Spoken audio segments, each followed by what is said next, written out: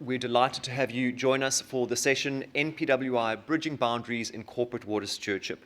It gives me great pleasure to welcome a number of speakers to the stage, to both the on-site and online viewers. We encourage you to engage as much as possible during the session. For those that are online, please use the Q&A function in Zoom. It should be open as we speak, and if not, please use it as soon as it becomes available. The session overview is that this session wants to introduce NPWI, Net Positive Water Impact, and discusses this ambition from the perspective of bridging application across sectors and aligning with other corporate water stewardship approaches and frameworks. This will be discussed from the views of multiple perspectives of both the framework developers and thought leaders, as well as corporates and practitioners. We have a pretty jam-packed agenda today, where I will be speaking around the introduction and then handing over to my colleague, Jason Morrison from the CEO Water Mandate, to provide some opening remarks.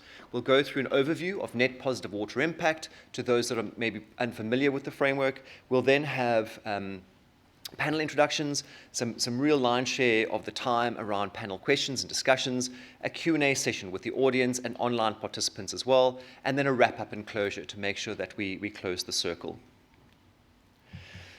Presenting some of the team from the CEO Water Mandate, our colleagues Jason Morrison, who's the head of the CEO Water Mandate, will be providing the opening remarks very shortly. Myself, Claudia Schachtschneider, and Ashok Chapagain have led the process of development of the Net Positive Water Impact guidance documents, and we'll be here to answer some of the more technical questions. My colleague Ashok is online, moderating the online portion of this. I'll be moderating the on-site version. He'll be online, I'll be on-site. At this point, I'd love to hand over to Jason to welcome us through some opening remarks and to really set the scene for today's session. Thanks, Jason.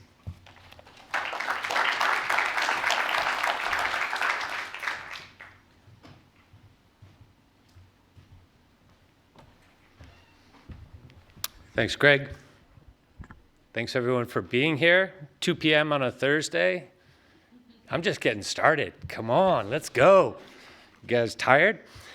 I am super excited about today's discussion on net positive water impact, and not just because I am a water geek and I love interesting topics about water, but because I see today's discussion as a milestone in the evolution of corporate water stewardship. And I'll explain what I mean by that by taking us on a journey back in time. The first Stockholm World Water Week that the CEO Water Mandate held meetings at was in 2008, so 16 years ago here in Stockholm. And I went through the exercise of looking at the meeting summary of that working session to see what we talked about. And there were two main subjects that were covered at our day-long offsite.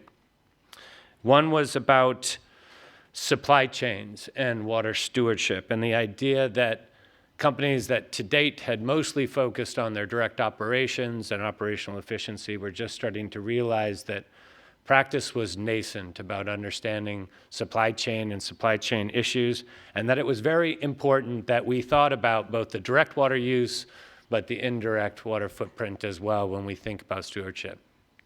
Come a little ways since then. We also talked about transparency and the lack of common approaches to companies' disclosures around water, and we committed at that time to do a review of what the companies were disclosing when they looked at their water management practices. And based on that review, which we did in the intervening year, 2 years later, we came out with the Corporate Water Stewardship Disclosure Guidelines, which were done through a series of partners that are now, if you look at those guidelines 10 plus years on now, and you look at the way that disclosure happens around water, there was just such leading thinking, and the way that it shaped future practice was really profound. In subsequent years, we looked at how companies can responsibly engage in public policy. That was a guideline that came out, and we debated those issues here in Stockholm in the precursor and lead up to those guidelines. We've talked about the human rights to water and sanitation and how that can be incorporated into companies' water management practices. probably the only time that I've actually seen people slamming their fist down on the table as they're having their animated Chatham House rule discussions. And then there was the work we did on high integrity water stewardship partnerships, how to do them in a way that leads to good outcomes that are aligned with public policy and that are done in a way that's equitable and that has the right voices at the table. And now the current chapter, and a major milestone with the net positive water impact framework and the guidelines that are imminently to be launched, and what that means for where we are in this water stewardship journey. And I just want to say a few reasons why I'm excited about NPWI as a concept, as a framework for action. Having worked on corporate water stewardship issues for 20 years now, we didn't call it corporate water stewardship at the beginning. The name water stewardship was done when the Alliance for Water Stewardship was at one of its initial meetings in the San Francisco Bay Area at the Pacific Institute's offices. I think that was 2012 maybe. But there's been this evolution of thought, evolution of practice, evolution of understanding of what we can do. And one of the things that I like most about NPWI, net positive water impact, is that we finally have an enterprise ambition that is right-sized for the scale of the global water challenge. And what we have done over the years has understandably focused on the way that water issues manifest in risk for companies in a particular location. And we got very focused over the years on action at the site level, rightly so. That's how we think about water and the needs to have tailored approaches. But the thing that I like about NPWI is that it is globally relevant, yet tailorable to local context. And the contours, which you'll hear about today, are fully aligned with SDG 6 by design, which in essence means companies that are embarking on a long-term ambition around NPWI are working to accelerate progress on key targets underpinning SDG 6. That also, in turn, opens the door for collaboration and collective action with companies' public sector counterparts who have signed on to the SDGs themselves and have their own long-term ambitions around water quantity, quality, and access. As you'll hear today, there's been great effort to make sure that NPWI aligns with existing frameworks in the space. What you hear often from businesses is give us coherence so that we can apply various tools and frameworks and do it in a way that's effective, efficient, and coherent. And we've endeavored to do that, and we will hear from those that are managing complementary frameworks on how we have taken action and steps to do that. But one thing I want to talk about is that we should all keep in mind that just like stewardship practice as a whole has been a learning journey, so too will be our journey around defining in practice how we can manifest net positive water impact. And so as we move to the implementation phase around the guidelines that we'll be releasing, I want everyone to remember that we have always iterated towards working towards workable solutions for leading practice, building on knowledge as we get it. So we are embarking on this learning by doing phase. I look forward to this meeting next year in Stockholm, that we will be able to report how companies that are applying this framework, what they have learned through their partnerships with their government counterparts and NGOs that are supporting the process along the way. Super excited about the discussion to come. And with that, I am handing back to Greg. Thank you.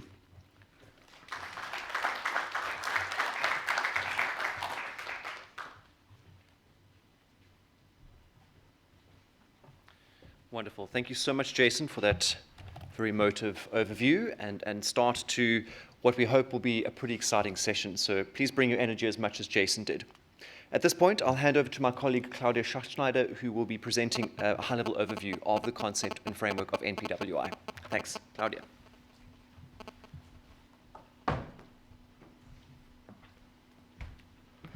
Thank you very much. It's wonderful to be here and to provide this overview on where we are at in our development for NPWI. And this short presentation is particularly meant for those of you that have not come across NPWI yet. But I also hope that towards the end of the presentation, there's a couple of bits as well for those of you that have been working closely with us to also get some feedback on what the latest changes have been in our second deliberation around comments as well. And to take it forward, may I please ask our technical support to zoom out? My glasses just broke and I will not be able to read some things. Thank you. So just as a brief kind of introduction, what NPWI is, Jason has just spoken about it as well. It really is a leadership ambition. And the idea is also that it is a long-term commitment. It really has something like a 20-something year time frame to it.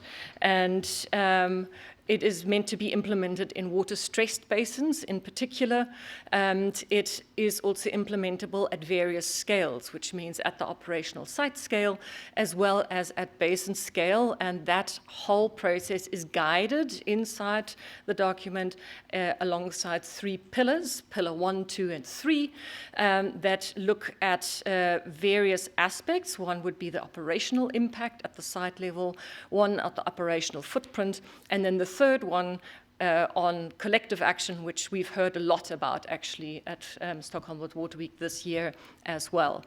And it's to look at 3 particular components of water stress, which is availability, quality, as well as accessibility. And the whole objective of NPWI is really to build a long-term water resilience in those basins that need it most and to help shift that needle to where it is needed to be. And again, this is kind of the crux of what this particular part or this particular session is about, is to really talk around that alignment with other corporate water stewardship approaches that is going to be the focus for this session. To just go into a little bit more of what we are kind of looking at, the 3 dimensions of water stress. Really important to say that we want it to be quantifiable. So water availability would really be measurable around reducing the volume of water withdrawn within a basin over time. That's really the main indicator there would be what is the volume unit per year reduction. Water quality would be around the objective of reducing and ultimately actually avoiding adding any pollutant load at the site level, then also downstream, which would normally be the recipient of water quality issues, and then also the larger basin measured by the percentage of total water pollutant load that would be reduced in mass or volume over time. And then water accessibility is really improving access to wash services, firstly at the work level, secondly within the employee households, and then thirdly also at the basin level. And that would be then measured by the percentage of people with safely managed climate resilient wash services. The 3 pillars that I mentioned earlier is really the kind of at which scale are we suggesting to do this. And pillar 1 is really to avoid and reduce operational impacts. That's very much within the operational fence line. And because NPWI is applicable across various industries and sectors, it can either be within a farm, it can be within a factory, it can be within a campus. If various buildings might be falling into the way that you define your particular scale. Pillar 2 is around replenishment and restoring the operational footprint. That is very typically probably just downstream or just outside of your site within close proximity. And then because the wash aspect is there as well, it would also be the radius of kind of employees residing and having to travel into work. And that would also help as a defining scale. Pillar 3, that's the collective action scale. That's where things can become a little bit more open. And that is really around collaborating with other stakeholders to deliver the measurable impacts in a basin. And there it is not for a company to decide on the scale. It would be a collectively decided scale together with the other stakeholders at which these three dimensions of accessibility, availability, and quality can be addressed. And that can also be away from the site if it is really meaningful to the majority of the stakeholders to have it elsewhere because that's the pressure point, then that is possible. The way to kind of walk through the whole guidance, this is the kind of 5-step process, how the NPWI guidance, the technical guidance at least, is structured as to how to kind of go onto that journey. The first 2 steps are very much at the company level, and they're quite planning oriented. It's around firstly understanding NPWI and also understanding how it fits into your own business goals and priorities. And then the second step would be identifying your own list of sites that you might have across the globe, and then seeing how they overlap with some of the key stressed basins. And then also starting with a prioritization process as to, well, if you're going to do it, where would you start, how would you start, and then ending up at the end of that step with a priority list and a good idea as to where you start and where you progress forward. Step 3 becomes more site-oriented because you've now identified the sites, and it is a matter of, for each site and its basin, have you got a baseline? Do you understand what you're starting off from? And then the next point would be, if you know where you are at this particular point in time and you want to set your targets and objectives that are very particular, locally specific, because this needs to be applicable anywhere, that is going to have to be identified relative to the minimum requirements of NPWI. And then it goes to step 4, which is really where things get going and you get active around trying to identify opportunities, different projects that might be fitting, might be really useful and befitting this whole approach and into the various different pillars and dimensions. And then making sure that you have actually got the right inputs in terms of finances, in terms of capacity, in terms of the partnerships that you might be needing for that collective action. And then getting going. And then very hot on the heels of that is then the step 5, which is around the measurement part. You need an M&E plan in order to understand what you're actually measuring, making sure that you evaluate the data that is coming in and how to record that. There is elaboration in the guidance on that. And then there's also a piece that explains how you're going to communicate around it, either internally or externally. That is on a voluntary basis as to which way around is preferential. And then also having a last piece in there around learning, adaptation, improvement, making sure that this entire process of the NPWI journey is iterative and can be adapted over time. So I've got 2 slides here, and that is just trying to bring home the fact of what NPWI is. The next one's on what it is not, because it is a busy space. Often it gets confusing as to how does the one thing relate to the other, how does it relate to other approaches. So NPWI is an ongoing journey. It really is a long-term leadership commitment. According to, we've got some WRC members that have signed into this, and there the suggested time frame is 2050. We use that as a kind of at least a long-term yardstick to understand how long that journey is. And it is building on existing guidance and best practices. It's really aligned to current approaches, and they are themselves still kind of evolving. Some of them are still up and coming. So will NPWI then adapt as well as some of the later, for example, benefit accounting frameworks are developing. Those will also be then adapted to and aligned with.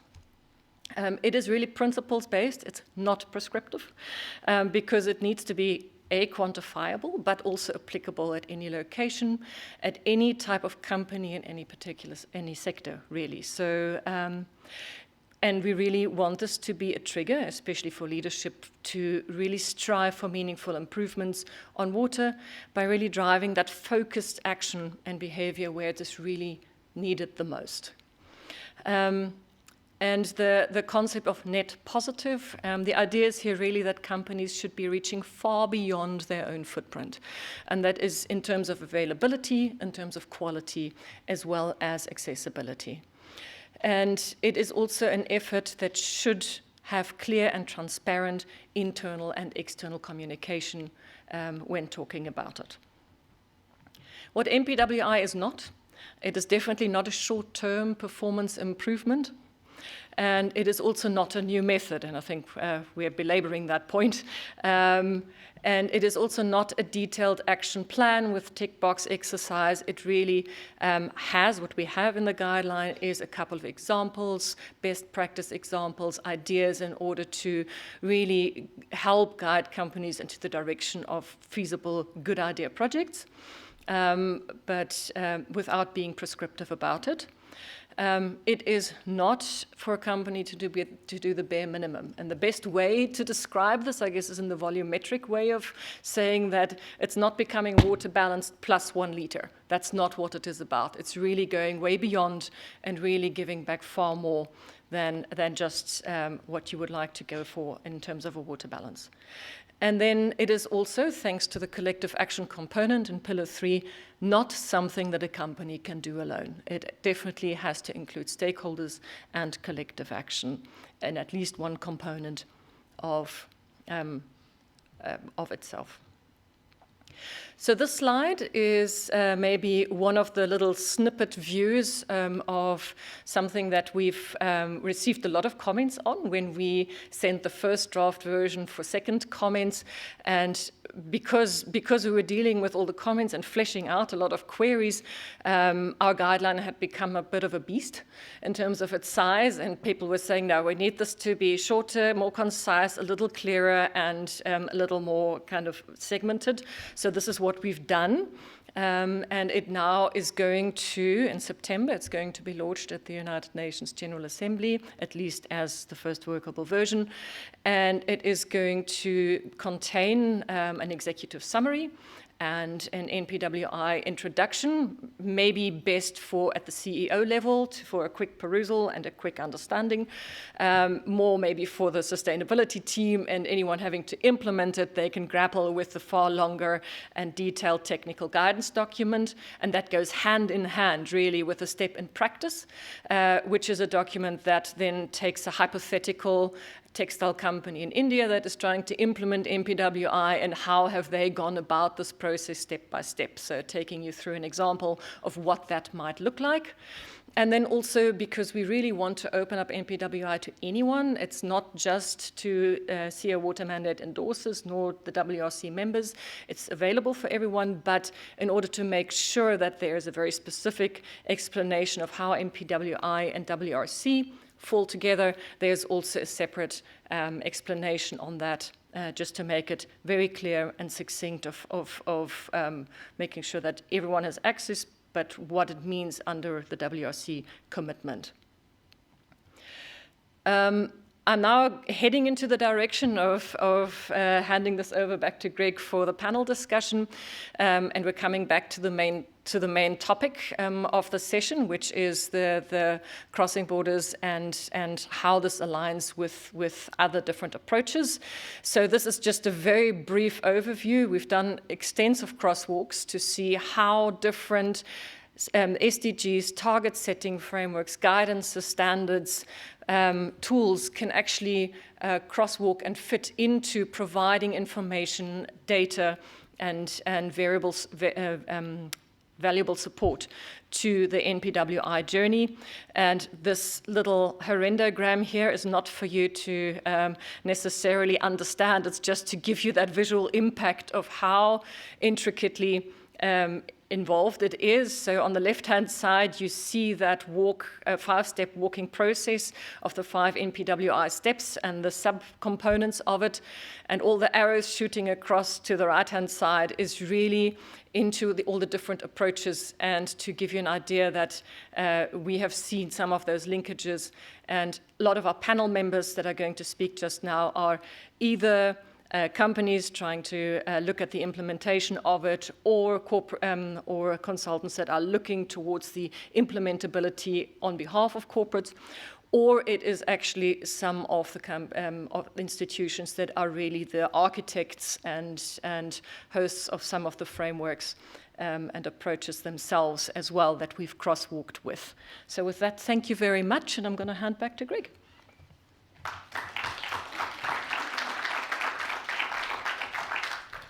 Wonderful. Thank you so much, Claudia, for that high-level overview. For everyone in the audience, you can look under your seat, and there's a quiz form that will be... No, I'm kidding.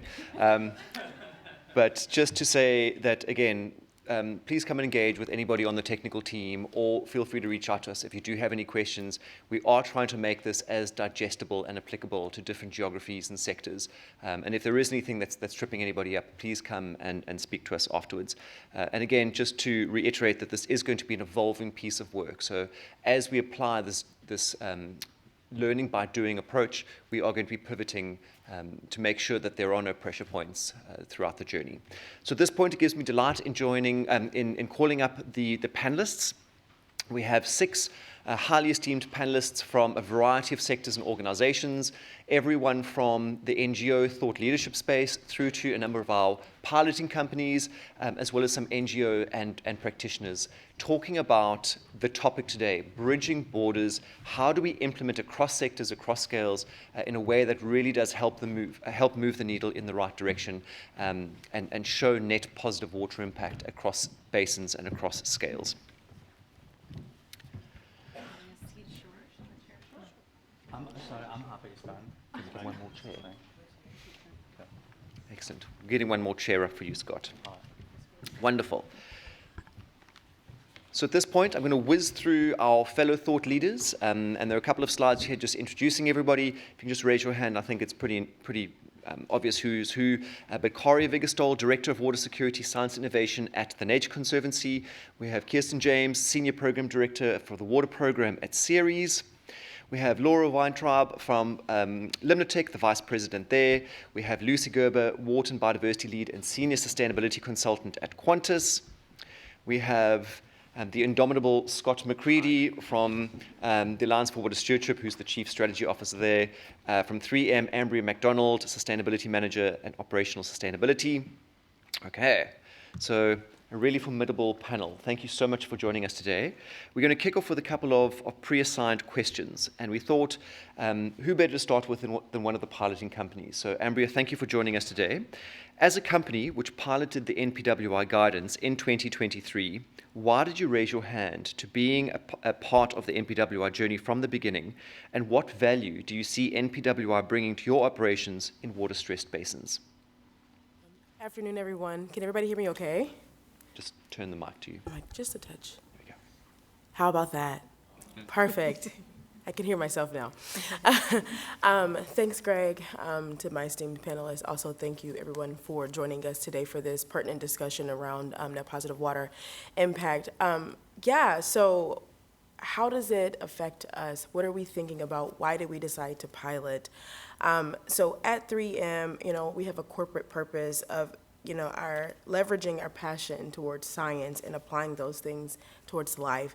And so we have clear commitments and bold ambitions towards sustainability targets. And we thought that this would be an amazing framework for us because it helps us in our 3 pillars. Science for circular, science for climate, science for community. And within those 3 pillars, we strive to build partnerships, implement projects, create processes that definitely move us forward in the areas where we can make the greatest impact. Specifically at 3M, water falls under the science for circular for us, and which was a very strategic decision internally because we understand that climate impacts are first about water. And the main way people experience water and through climate change is through the water cycle. And so we believe that our focus on water circularity will help tackle some of those challenges for us for climate risk. Specifically to us, water circularity completely aligned with net positive water impact. It's the foundation to us about net positive water impact, It definitely represents our vision of how water users interact with the basin, its ecosystem, and its communities. So delivering net positive water impact to us reduces the water in those 3 dimensions that Claudia articulated earlier: accessibility, availability, and quality. And so from our understanding, we decided to move forward in this direction as a piloting company because net positive water impact is achieved when water contributions exceed those impacts in those water stress basins. And that was very attractive to us, so that's why we decided to move forward. Wonderful, thank you. And we were delighted to have you join the piloting group as well. So the last question to you, Ambria, is as a piloting corporate, where do you see 3M on their NPWI journey, and especially in terms of the dimensions and pillars, what is your projected timeline along this trajectory that you're following? Yeah, thanks again for that question, Greg. So within the last year, we had a bunch of internal, conversations, a bunch of internal collaborative conversations, internal to our organization. Because we said earlier that, water is integral to our operations, there are many interdependencies and touch points that had been highlighted for us throughout that pilot. We talked with our government affairs team, we talked to our environmental justice team, our legal team, our product stewardship team, and everybody was on the same page that this was something that we should be moving towards. We're definitely proud to participate in that pilot because, WRC's ambition of net positive water impact is something that could be measured in the short term and in the long term, especially through collective action, as Claudia also mentioned earlier together.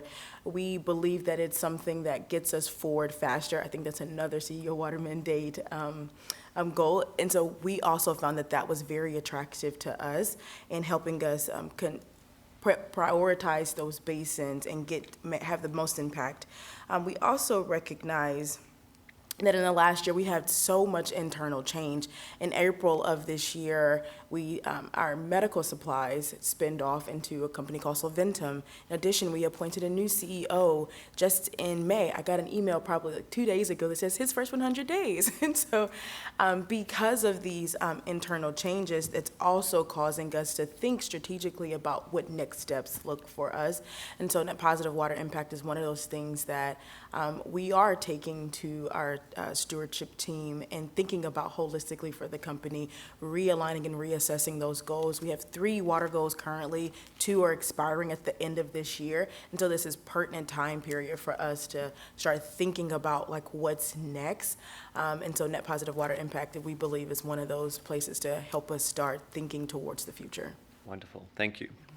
As part of this piloting journey, we've seen a number of corporates reach out to their private sector practitioners to start implementing and testing the framework as well. So at this point, I'd like to reach out to my 2 practitioner colleagues over here, Laura and Lucy. Lucy, maybe we can start with you. So as an implementing consultant, well-versed in the multiple corporate water stewardship approaches that exist, where do you see overlap and discrepancies between NPWI and other corporate water stewardship approaches? Thank you, Greg, for the... Can you hear me okay? Oh, yeah, it's better like that. Okay. Good. Thank you for the question. Very interesting one. So yes, as you just said at Quantis, we do work with a lot of methodologies and tools. And so maybe I should add that I'm also sharing insights now based on the pilot project that we did for NPWI with Diageo. So that's also where the conclusion come from.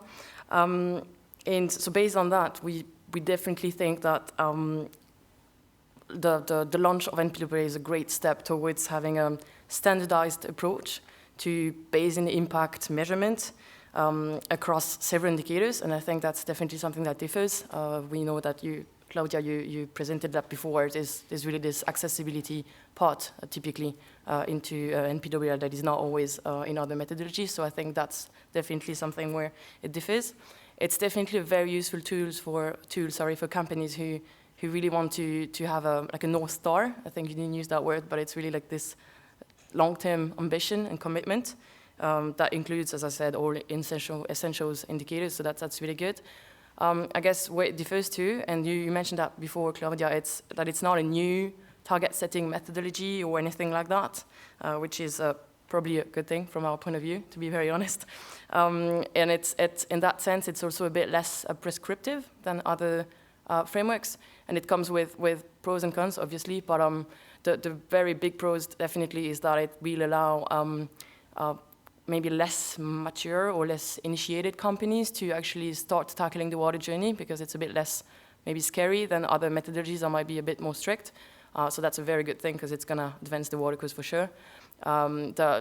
Maybe the little watch out with that is that the whole, if companies want then to, if less mature companies want to communicate about it and make claims, obviously they'll have to make sure, and that's my very much country, Quantis, this is really Quantis speaking with the whole science-based approach. They really have to make sure that everything is backed up and that they they really have a robust metrics behind what they're saying to make sure they don't face any greenwashing liability or anything like that. Wonderful. Laura, maybe I can ask you the same question around the overlaps or potential discrepancies between these different approaches and NPWI. Do you see significant alignment, or do you think we've missed the mark? Yeah, thanks, Greg. So I'm with Limnotech, and we're a 50-year-old water resources environmental engineering, but we've had the pleasure of working in the water stewardship space for about 15 years, and so we've really seen an evolution over time. And in my view, I think this is a really strong integrating framework. It pulls together a lot of the pieces of the engine that we've been involved with over time, starting with water footprinting and accounting, understanding, what your own individual water uses, also looking at risk assessment and screening for priority areas. And then a key part of it is an area where we've worked extensively, which is quantifying the water-related benefits. BWBA, you may be familiar with that. We're one of the authors with that work that's been now evolving to a new version, as well as water quality benefit accounting and also the WASH benefit accounting. So I see a lot of strong integration more than anything, and I think that will provide a lot of value, that it's not reinventing the wheel. It's really bringing things together, and in ways perhaps work was being done on an individual basis. I think the multidimensional aspect of it is really important. For so long, the volume has been the driver, but now we're looking more holistically across these different dimensions of water, and also looking just across the organization of doing work in your fence line on your site, do work in the watershed, and then do work together. It's very logical, and I really see it as an integrating piece for moving action forward. Excellent, thank you. Questions to the both of you again. I'm going to double tap here.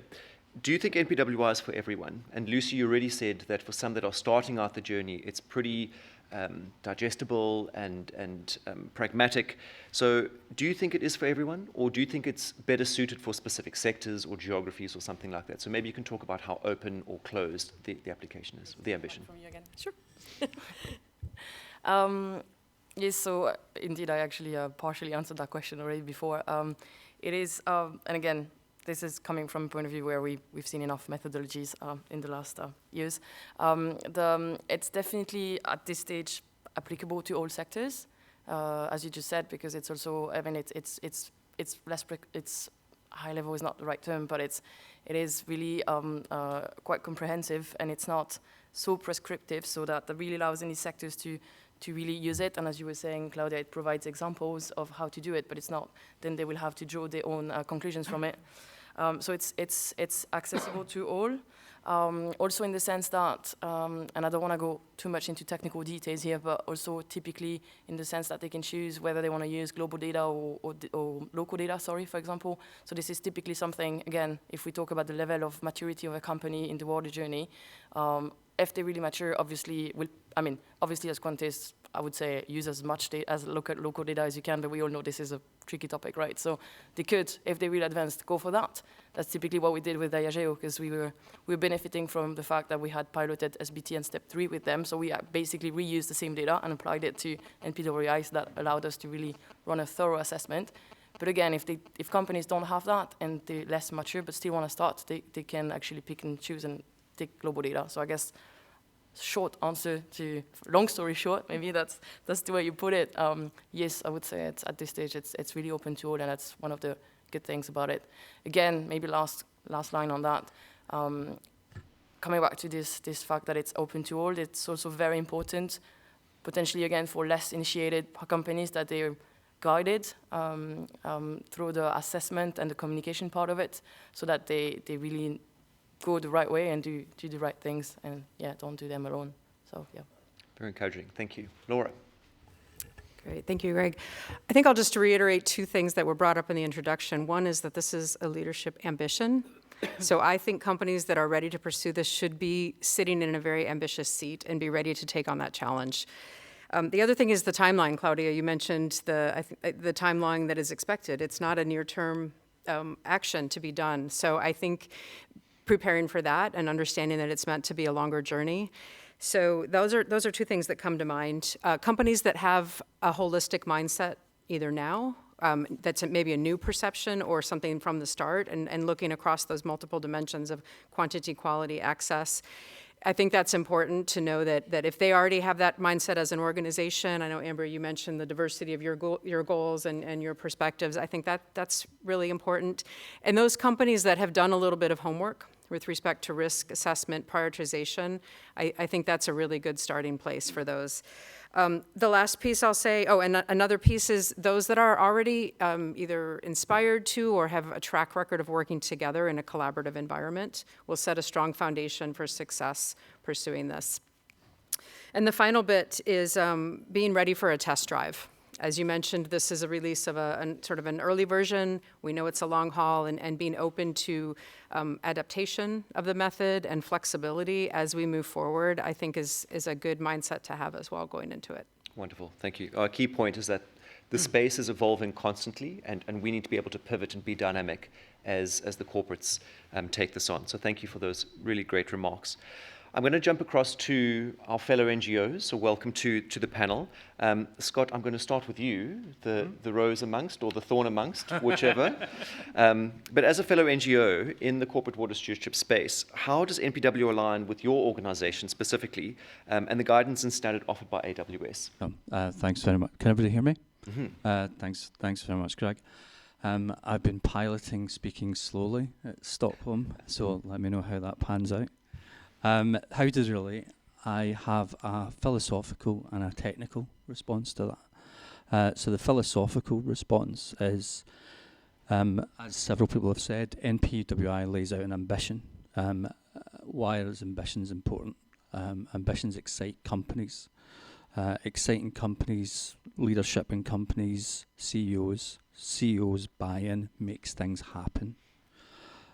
We often get asked what's the difference between AWS and the SEER Water Mandate. So we're both membership platforms, etc., etc. I think primarily it's one of focus, really. So AWS's starting focus and primary focus is operational facilities. We speak to companies as a consequence of that, but really our main objective is speaking at kind of the basic site level. The mandate's focus is companies, enterprise level. And in particular leadership. So the clue is in the title, the CEO Water Mandate. The mandate also deals with sites, but it's kind of largely as a consequence of dealing with leadership. And I sometimes think that the mandate doesn't really get the plaudits it deserves in terms of being an incubator. So it incubated most of the ideas in stewardship. Jason touched on this earlier. I mean, I've been going to the mandate meetings since about 2012. So as I said, it's incubated most of the big ideas, including AWS. AWS is a consequence of those conversations. And it continues to be the primary driver of companies entering this space. So again, it's about leadership. And how does it do that? Well, it does it by exciting people about ambition. And NPWI for me is the latest iteration of that exciting ambition thing. My technical response is a bit more boring. Basically, doing the AWS standard will help you on your NPWI journey, and having an NPWI ambition will help you justify why you're using the AWS standard. It's not that complicated. Excellent, thank you. And it's really encouraging to hear the alignment that we've got. And we've been working behind the scenes on doing a number of crosswalks between the AWS standard and NPWI as well to answer these exact questions that we're both getting.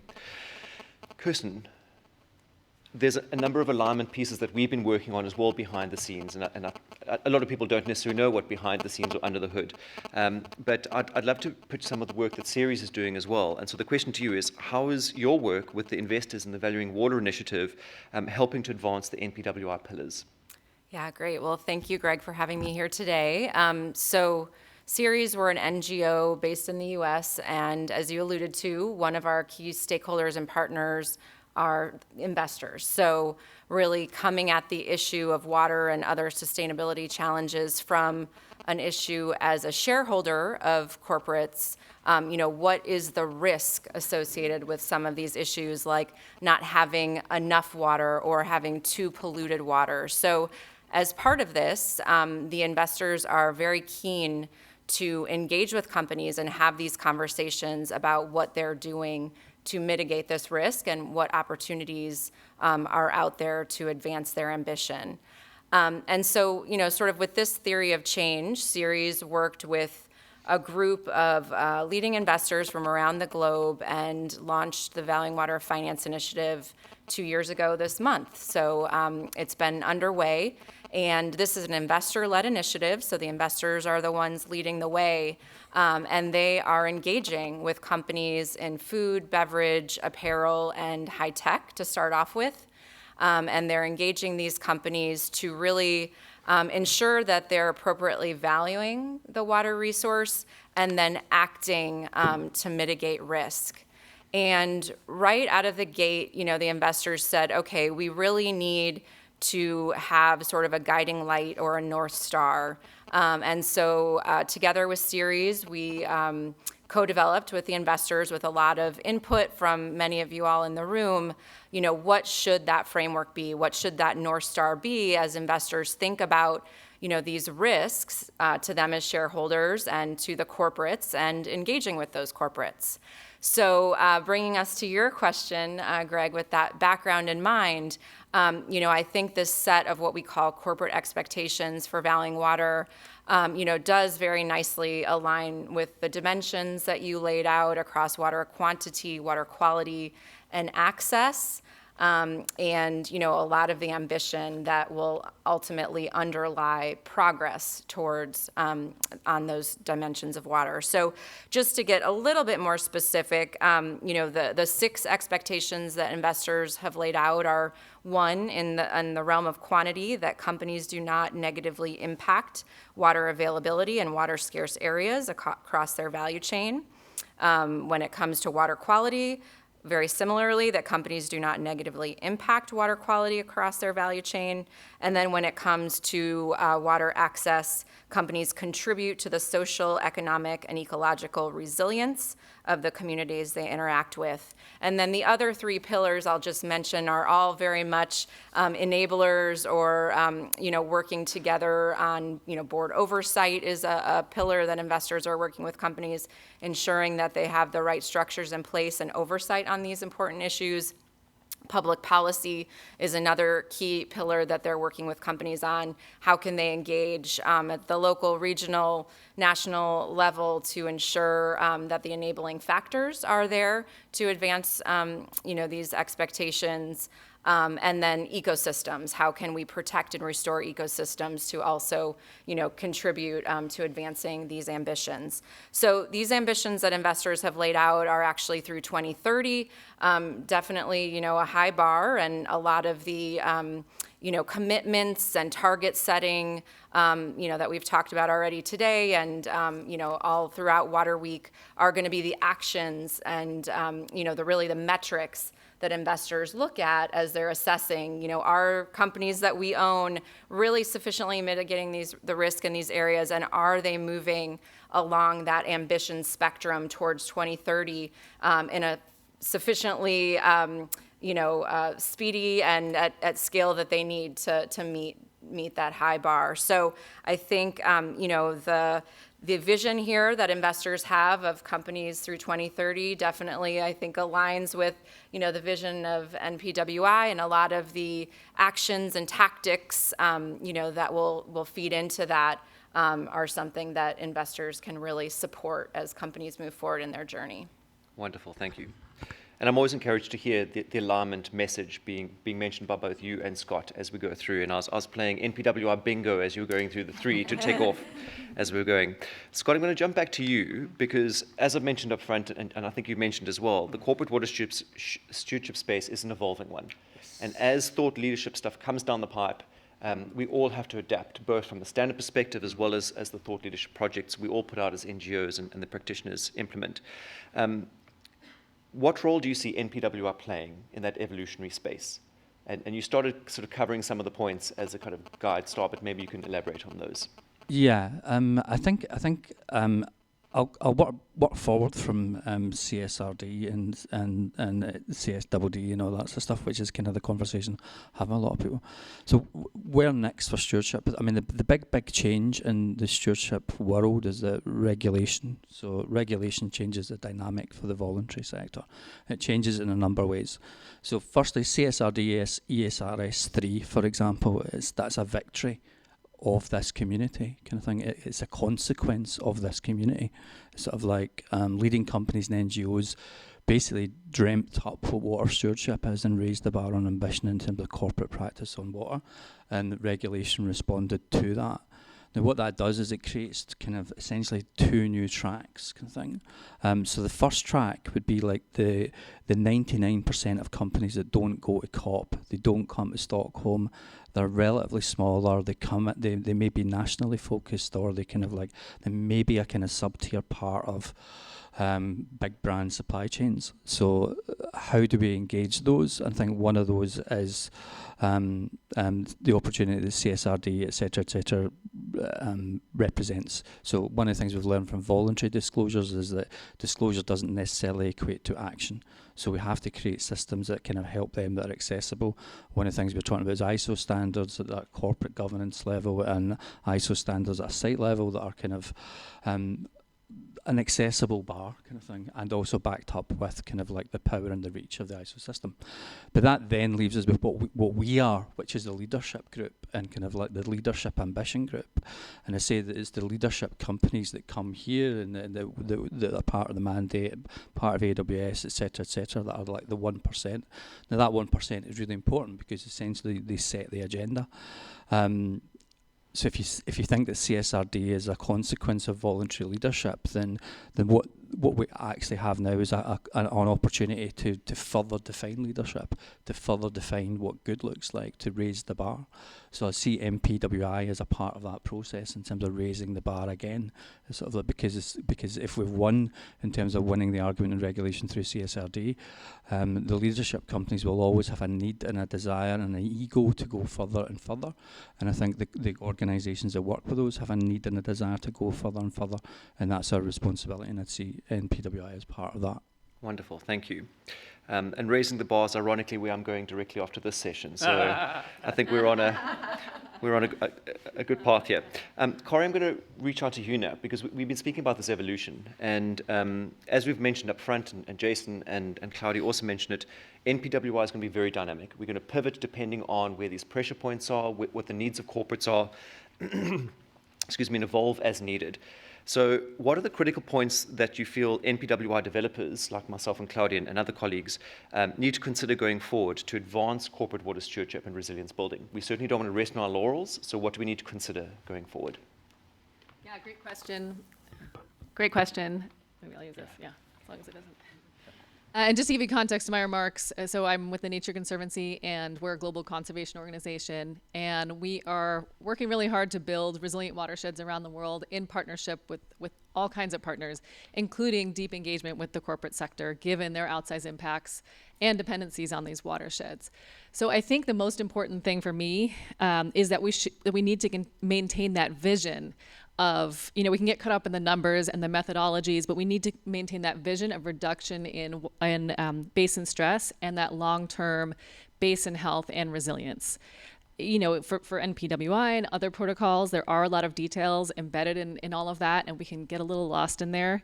So, but in the end, I hope that we're all driving towards that long-term change and the system-level resilience. So a couple other specific points. We feel strongly that we need to move towards consideration of full value chain, given the outsized impact, for example, of agricultural supply chains on all of our watersheds. We all understand the need to start with a more limited scope and to build our understanding and our experience within that scope, but hoping that the longer term vision for all of the work that we do is to move outwards as we build these experiences and we develop more data and tools and understanding across the basins, and we can become more cost effective in the way that we implement these initiatives. So this is not just for NPWI, but for all of the different initiatives we're talking about here. And then we can't emphasize enough the importance of stakeholder engagement early and often throughout this process. And the NPWI guidance includes direction and information about stakeholder engagement and calls that out as an important aspect. But I think we can always start sooner and engage more deeply to ensure that the solutions align with the local context and considerations to make sure we have support and buy-in from these stakeholders, make sure we're considering the most vulnerable in those watersheds, our ecosystems, our different parts of the population. And of course, as others have mentioned, and I think we're probably, we've spoken a lot about this, just continuing to align as much as possible with all the other efforts and target setting protocols, policies, which is, as you mentioned, ever-changing landscape. We want to make sure, and we want to do this to make sure the work is really impactful, but also feasible, because as companies are trying to figure this out at all their different sort of points in their journey, water stewardship journey, aligning on these multiple efforts is really key to making this feasible for companies. And I know that you're really aware of this and you're working really hard, and it's evidenced by others that are included here, but that's just something definitely wanted to reiterate. But first and foremost, that sort of long-term vision of why we're all here and why we have these initiatives, I think keeping that focus as you move forward and develop this further and adapt it, I think is really important. Wonderful, thank you.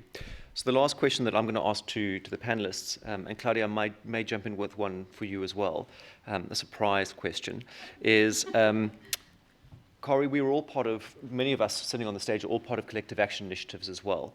And this is where NPWI really differentiates itself from other initiatives around positive, or water positive. And so how can NPWI be used as the standardized approach to really help different sectors achieve long-term water resilience, which was one of your closing remarks, across these water stress basins? And as a key player in these collective action initiatives, how do you see NPWI showing up with you and other organizations that are part of these collectives? Yeah, great question, and I think it's not going to be easy, but I think that is a really critical part of NPWI is Pillar 3, where you're talking about collective action and going beyond what's happening at your site, and thinking about that long-term vision for the basins of reducing water stress and building the resilience. But I think that again, reiterate that point of engagement of stakeholders. I think if you're not doing that right, you're not actually going to be moving the needle, and I think. I think the approach can offer some standardized ways to go about collecting information, understanding what's needed, and developing interventions to address what's needed. I think there are challenges around being able to apply that to every sort of actor in the system.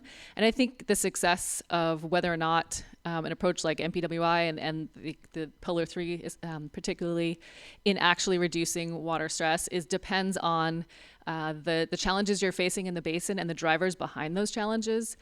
For example, if water governance, if there's just no water governance at all, it's something that we can address through some actions, but sometimes it's beyond what a group of companies and other stakeholders working together can do. So I think it's a great question. I have hope that it can help us move in that direction, and the private sector can help lead and help create collective engagement in some places, help support existing collective engagement.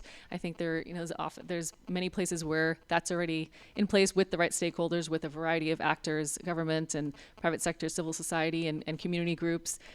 So helping to support existing collective action. But I think it's going to be something that where we might need to learn and adapt to make sure we're actually moving the needle with these approaches. Very exciting, thank you. And I think with partners like this on stage, we really are set up to be very successful in the basins in which we land. So thank you again. Claudia, a little surprise question for you, because I heard some really exciting comments from Jason opening up, and I'd love those pom-poms to carry on.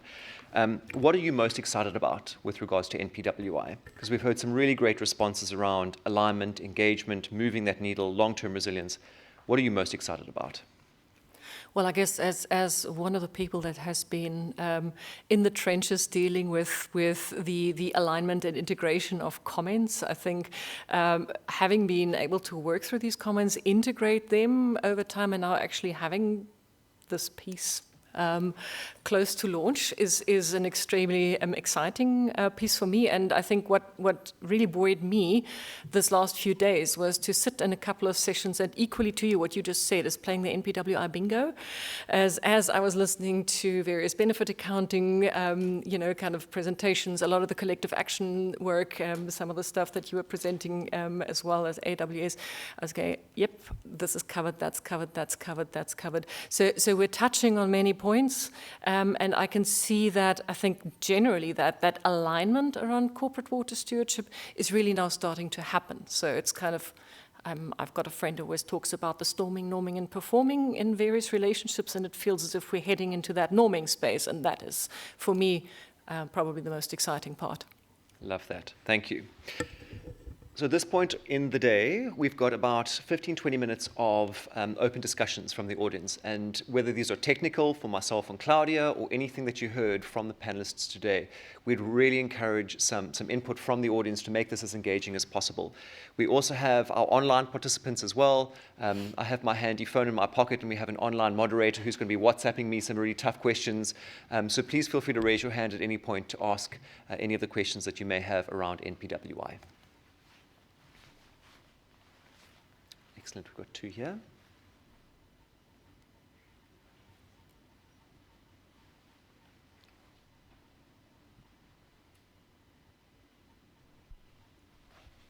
Thank you guys for the wonderful presentation. I guess one question, because everything it seems really, really put together. I would be curious to see, what sorts of challenges are still ahead, would you say, from your perspective with NPWI, and what's the next steps kind of, and what does it look like? I would love to see the vision and the challenges. Maybe we can go around the circle, because we can start with maybe some corporate challenges and then implementation challenges and even NGO challenges. So maybe we can do that. And then I've got some really good ones coming online as well. So thank you for the online questions. Please keep them coming. Ambria, we can start with you. Thanks for the question. Internally, I would say some of the challenges that we are faced is getting everybody on the same page to understand this new framework. There's new definitions that are coming, left and right. Like, what is net positive water impact? So I really appreciate Claudia's what it is and what it isn't discussions that she gave earlier. That's something that we can definitely take back to our corporate team as well. 100% on the alignment piece. Across the sectors, how are they fitting together? Their legal team has their endpoints, product has their endpoints, water and sustainability, we have our endpoints.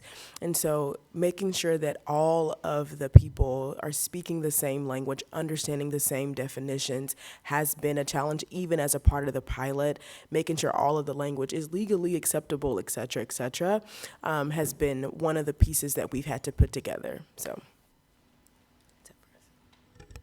I can go next, Greg, if that works. Great, please. You can hear me? Okay, so yeah, I think a challenge or for a company to get started in this process is realizing the need to pace it out a little bit and to get oriented on where to start. I know in some of the guidance, there's a recommendation where you could look at a single priority basin and maybe work through the different dimensions of water, or perhaps focus on a single dimension of water. Let's say a company is very attached to really making an impact in wash-related, and then looking at multiple priority basins to look at wash-related opportunities. So, what's the direction that makes the most sense for an organization to start in? And also thinking of that unique pillar 3 when it comes to collaboration and collective action. Is there a certain geography to start? Most companies will probably have multiple priority basins, but don't try to jump in all at once everywhere. I think that would be overwhelming. So I think a challenge will be to sit back and say, okay, where's the most important place for us to start that first test drive and get going, so that nobody gets ahead of themselves, and you're able to learn and then replicate that throughout your system. So I think taking a breath and getting the compass out is an important first step. Wonderful, thank you. Maybe I can quickly add on to that, because I think it adds nicely to what you just said. I would say once you took a breath and you actually decided what direction you want to take, there's going to be for a few pragmatic challenges for companies, and this is really down to earth, but it's going to come back to data and communication again. I think I don't think anyone in the audience is going to be surprised about that. That's the same with every method, but obviously, as we were saying before, you can work with global data, and that's good, but at some point, you will also have to go a bit further and try to collect your primary data. So I guess that's going to be one of the challenges. And then again, coming back to what I said before, for companies, this challenge of how do you claim what you do, and how do you make it robust, and how do you make it credible, transparent enough, and acknowledge that you just started, but you're not completely there yet, but you're doing the work, right? So I think that's all of that. Wonderful.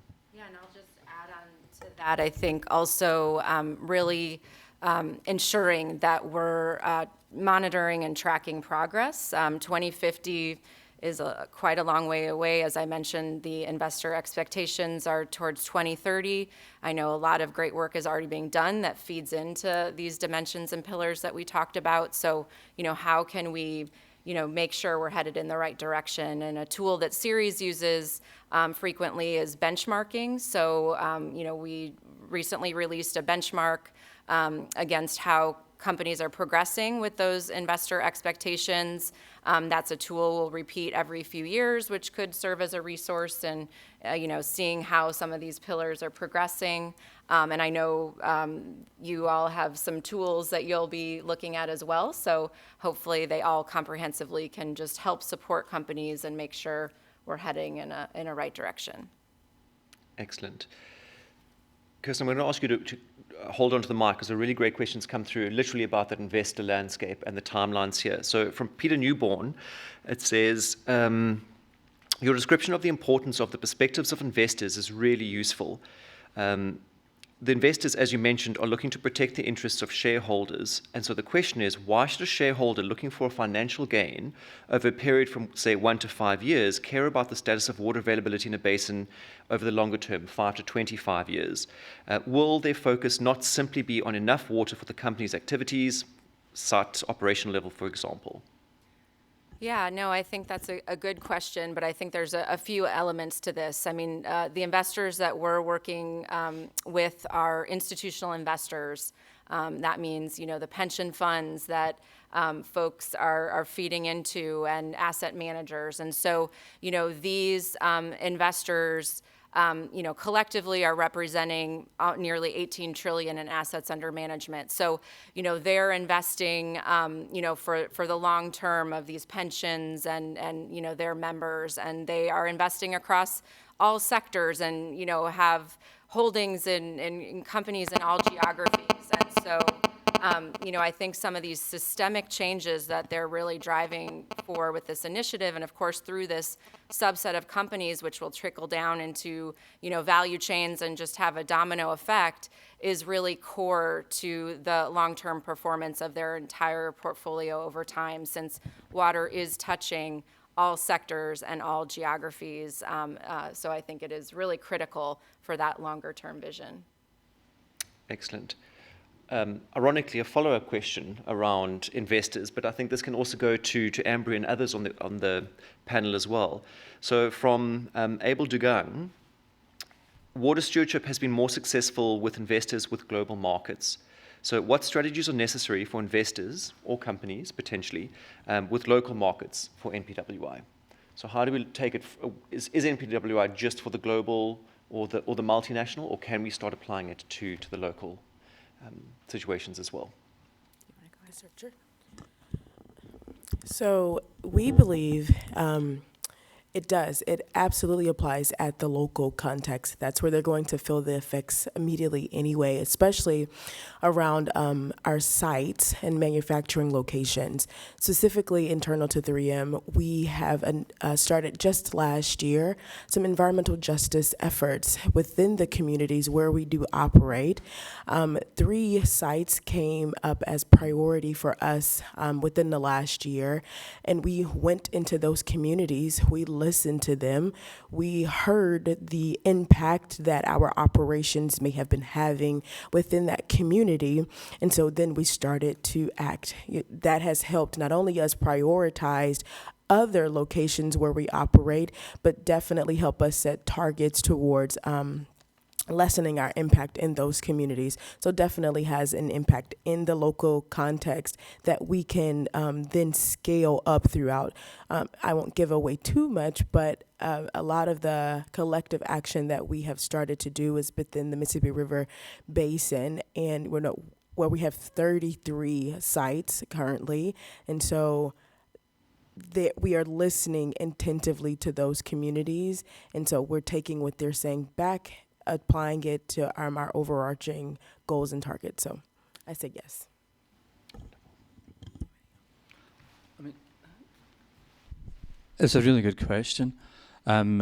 I think about this a lot because because I look at kind of our own performance and the performance of water stewardship generally, and I'll put it really crudely. There's an Africa-shaped hole in water stewardship, and a lot of that is because either there's not a lot of kind of multinationals who either care about Africa or have a footprint in Africa, or the ones who do are kind of like it's kind of low down on their priority list, and I'm not massively sure what the solution to that is.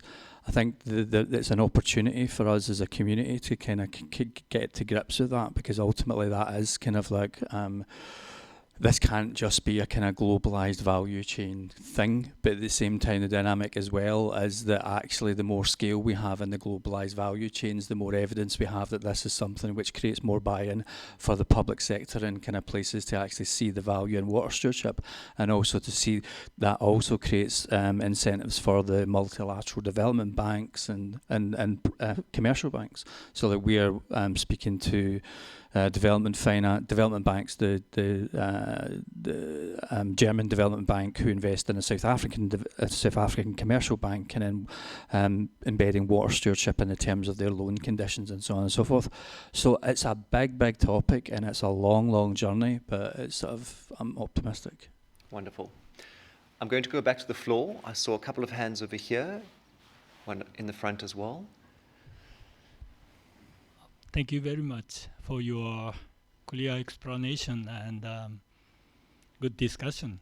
Thank you very much. I'm working for integrated water resources management.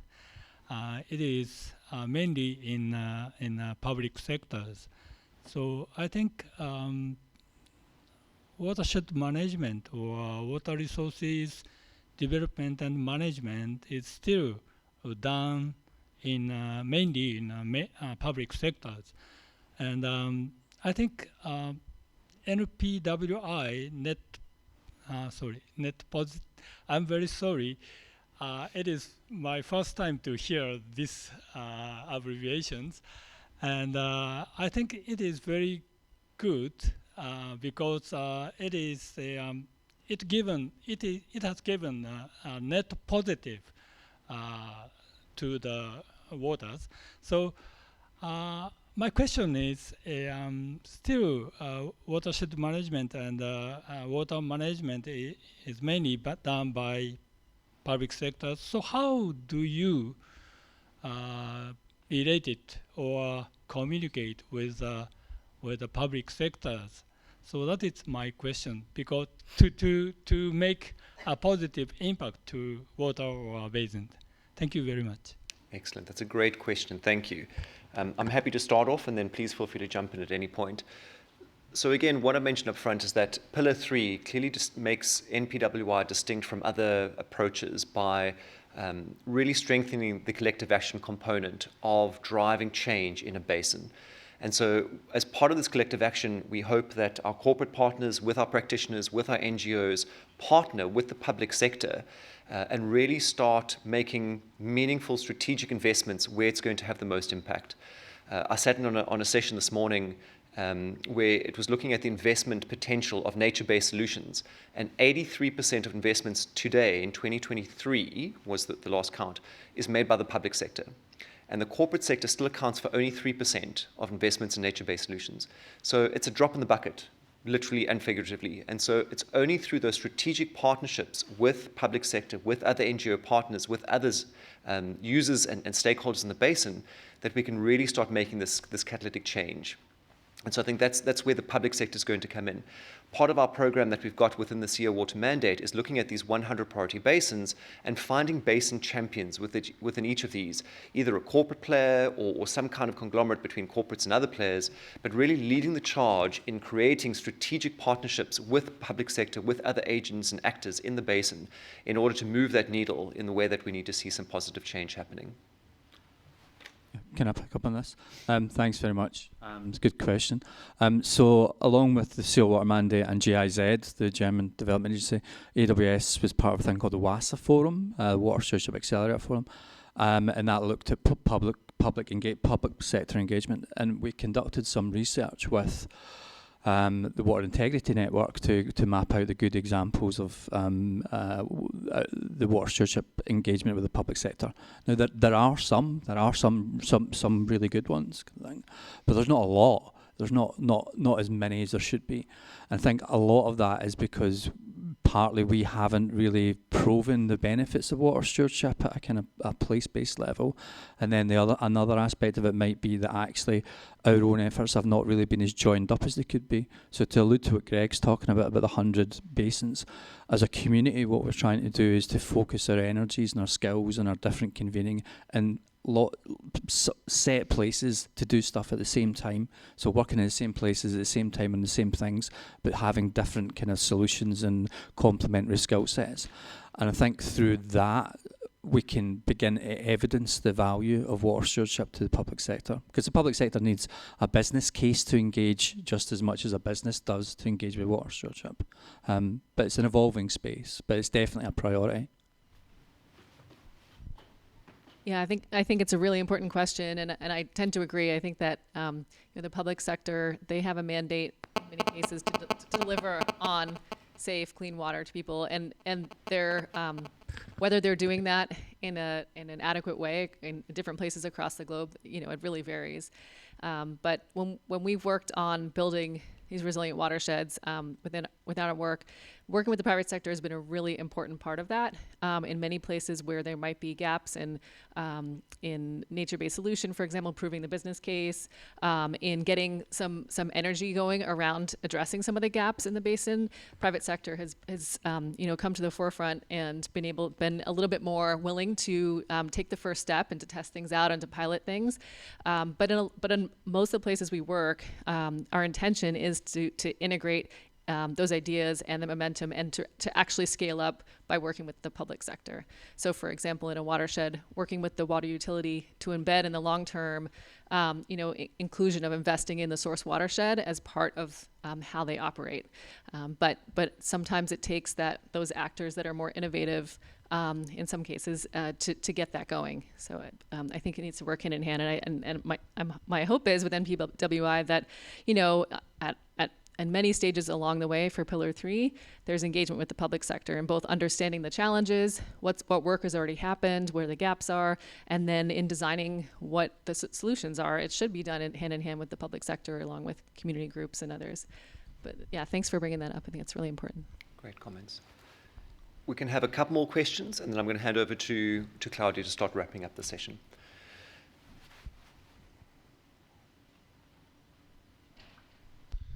Thank you, panel, and thank you all for all the work you guys have been doing on this. Amazing work.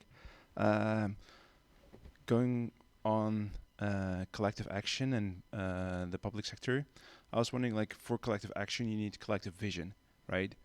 I also believe there's an opportunity to have more collective vision on what is needed in a watershed for the future of the watershed, not only in terms of water, but also in terms of what is needed economically here, what is needed socially here, what is needed maybe on climate, and different aspects that also include water, right? And I think the public sector should lead that charge with all kinds of local authorities and local entities. But there should be an invitation from the public sector there, through the corporates and other players there to be invited to support that work and be part of that vision and the goal setting in that sense. So I'm just curious, where do you see that go and lead to with NPWI? Maybe it's already a few steps ahead, but it is, yes. I'm going to reframe slightly what you said, where we have to have the public invitation first. I think that certainly is the case in some geographies, and we see that with, for example, Cape Town and the municipality of Cape Town and the Greater Cape Town Water Fund, where they were certainly catalysts in getting something big catalyzed on the ground. And those invitations were sort of passed out, and a really core group of government entities, certainly public sector utility components, NGOs, private sector organizations, all coalesced around a central theme: removing alien vegetation, for example, or improving quantity and quality. So there are those components where the public sector are going to be the key drivers of that change. But in some basins, I think it's very much a corporate-led initiative, and we're seeing that more and more across the 100 priority basins that we've going, as well as your impact accelerator as well from AWS, where the private sector often showing up because of the capacity constraints, the mandate or siloed approaches from the public sector. They often don't necessarily have the objectives to go out and coalesce all of these parties, and capacity is a big concern within the public sector too. It's also very much geographically focused. We're seeing a lot of very proactive projects in the Northern Hemisphere, specifically the Global North, whereas this is somewhat lagging in the Global South, Southeast Asia, a lot of Latin America, and you said the Africa-sized hole in corporate water stewardship. And so I think we need to see a variety of people stepping up and raising their hand to lead the charge, and we cannot just wait for one sector to be the leader here. Yes? Yeah. I like the emphasis on the public sector here, and it's been a theme all week, and I think the engagement of the public sector has been bubbling away in the background for a long time in water stewardship, but it's definitely coming to the fore. I would say that the answer to your question is we don't know.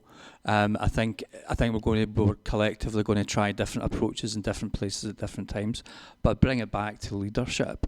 It's sort of like the point of this community and the point of the businesses is ambition and leadership. So the point of like, where does NPWI sit in? Well, NPWI is an ambition. It's sort of like to go back like 10 plus years ago when I was at WaterAid and speaking to a beverage company who is not PepsiCo, who may or may not be based in Atlanta. It's sort of like they're talking about, well, they don't fail. They don't fail. If they've set a commitment to something, they do it. And I think that's the importance of kind of like the ambition aspect of this. It's creating a momentum that kind of like is a wave. And I think the policy engagement stuff is something that's going to be a wave. The technical aspects of who does what when, we don't know yet. I'll just add one comment. Greg, I know it was about a year ago, and Jason, where we, LimnoTech, often intersect with the public sector in a more regulatory landscape. One of those areas we work is with the U.S. Army Corps of Engineers, which has been traditionally known as, I like to say, pipes, pumps, and permits, a lot of gray infrastructure, navigation, kind of an old school mentality. There's a unique element of the Army Corps of Engineers called the Engineering with Nature program, and we've been privileged to be helping with their program management over the years. And LimnoTech working both in this voluntary water stewardship space as well as very much in the federal and more of a regulatory space, we were able to bring two communities together, and that was within the context of the CEO Water Mandate and the WRC. And it was in New York last year where it was very exciting. You know, we brought this Army Corps of Engineer team together with the water stewardship team, and everybody looked at each other and kind of said, we all have this same vision. And so we're making steps forward to really engage that public sector with the private sector. And I think if the corporate sector hadn't raised their heads up and said, hey, we care about this too, and we have a program that's devolving and there's goals, I don't know if it would have been known, right? And I think there's still many steps to go to bring different programs like that together and leverage funding and opportunities. But I think that really falls along the theme of knowing that we do need to figure out more creative ways to engage those other sectors, the public sector, unlock funding, unlock ideas,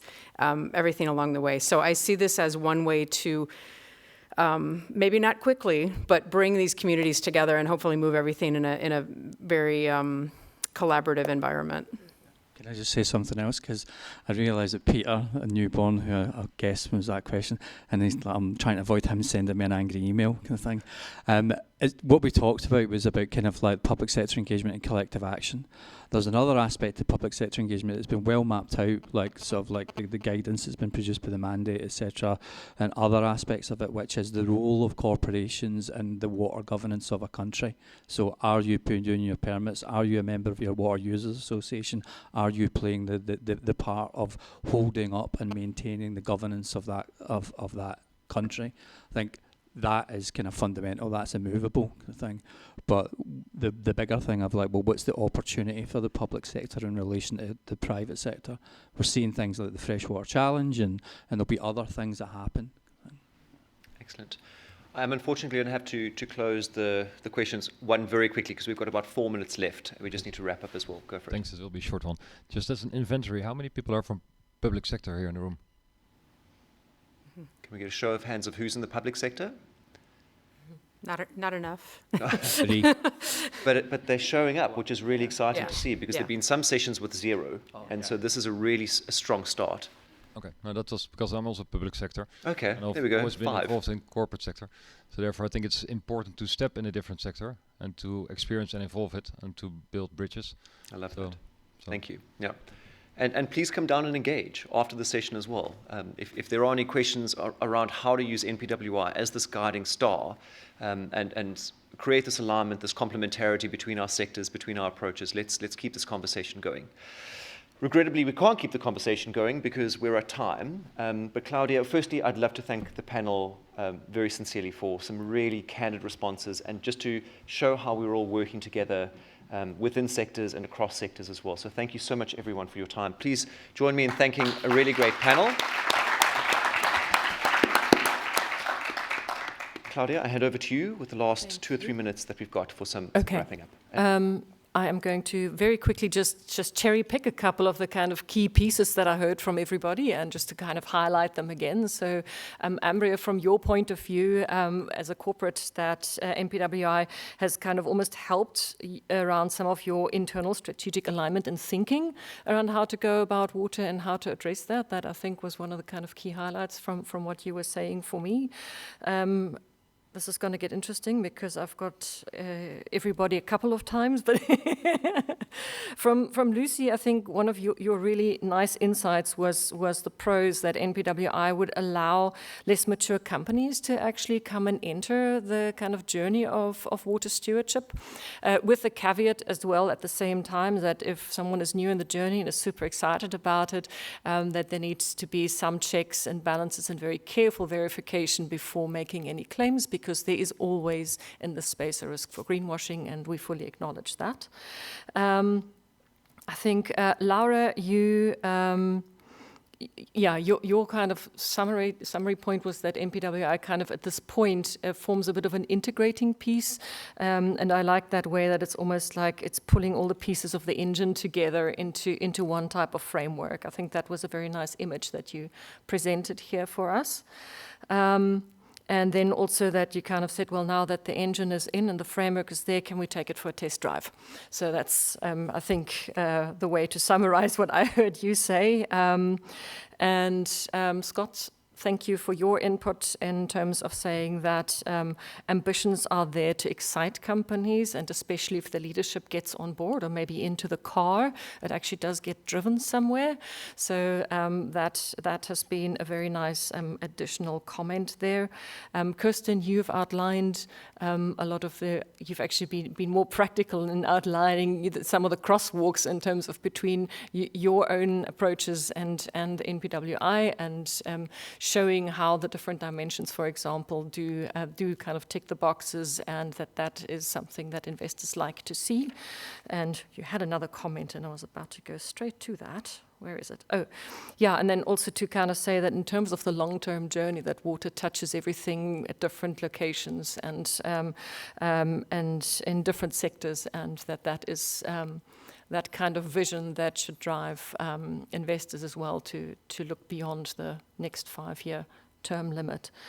And coming to that vision, Kari, you were particularly saying is to maintain that vision, even if something might not be perfect, but we're all trying to drive that alignment into the same direction, and that we're all trying to kind of get to that same point of basin resilience in the long term, and that is really the one kind of North Star to kind of keep looking at and to keep striving for and to keep cooperating together. And then 2, very importantly, build bridges with the public sector, which I think has come up multiple times in multiple sessions across Stockholm World Water Week. And I think that is really one of the key extra points that I think all of us in the water stewardship community and in the public sector need to approach and learn to do together in order to make that collective action more powerful. Thank you.